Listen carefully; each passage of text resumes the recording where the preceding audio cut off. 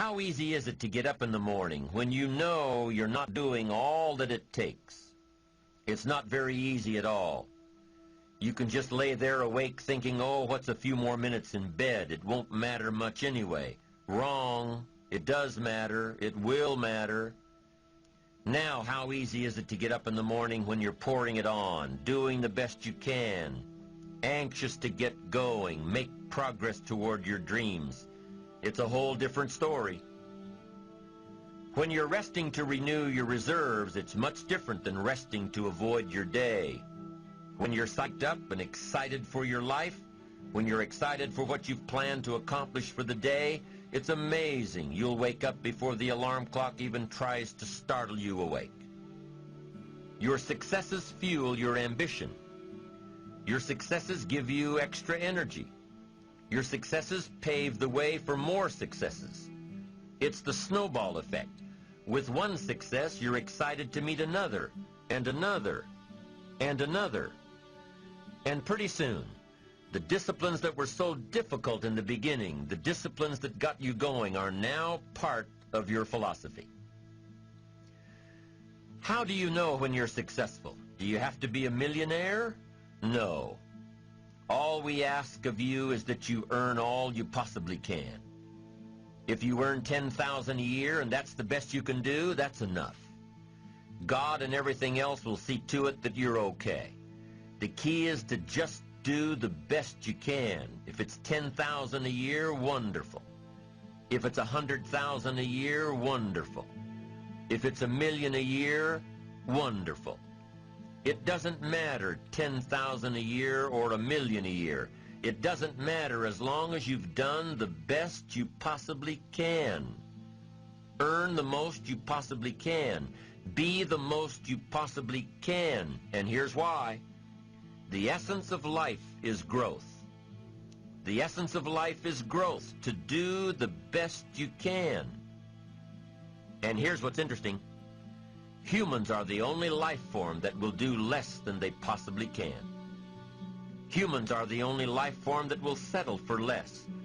Every other life form except human beings strive to its maximum capacity. How tall will a tree grow? Approximately as tall as it possibly can.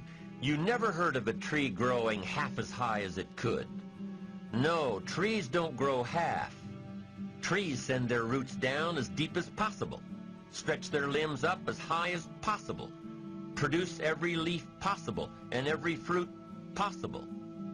As a matter of fact, you never heard of a human physically growing half. We keep growing until we're done. Now that's a part of life we can't control. It's genetically coded. And that's probably why we keep growing till we're done.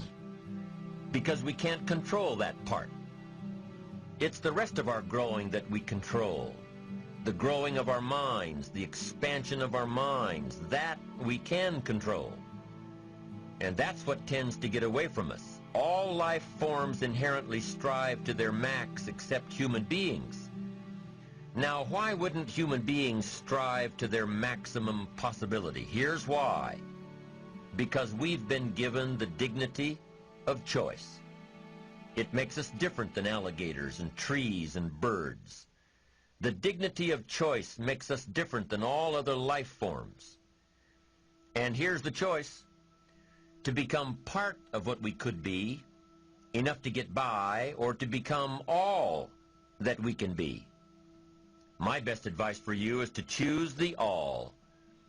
Earn all you can. Make all the friends you can. Read as many books as you can. Develop as many skills as you can. See as much as possible. Do as much as possible. Make as much fortune as possible. Give as much of it away as possible. The max. There's no life like it. I'm telling you, once I got on track, I've never looked back. Pick up the challenge. Go for it. Take the best of the two easies. Take the route of it's easy to get ahead. It's easy to do all you can. It's easy to succeed. It's easy to have financial freedom. The more you do, the more you get. So the two primary benefits of positive reinforcement are, number one, to build good habits, and number two, to create more energy to fuel your ambitions, your desires, your achievements. How can you isolate what's working for you and what isn't?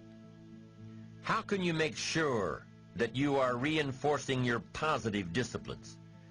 Well, if it isn't apparent, easy to see right away, if what you're doing is happening in such small increments that you're not sure if you're on track, then you need to be writing it down. You need to keep a journal anyway. But if you really aren't sure that what you're doing is making measurable progress, you need to keep a written record. You need to write down everything that may be relevant in your day. What you did, who you saw, what you felt, how it may or may not affect you now and in the future. The best way to track your activities of the day is to write them down. The best way to track your activities of the week is to write them down. The best way to analyze your progress through the year is to have written it down. Why? So you can look back on it. Because by keeping a written record of your life, you will be more accountable. By putting into writing the action steps that you have planned, you will easily see what works and what doesn't. Most people just try to get through the day, never writing anything down, never keeping track of their progress along the way, never really knowing if they are doing all they can to reach their goals, to drive their ambition. But gifted people learn to get from the day. They don't let a day end without picking up some valuable experience, some emotional content, some idea that may positively affect their future. To get the most from a day, to learn the most from a day, you need to be able to reflect on the day. And how can you reflect on a day unless you record it in history?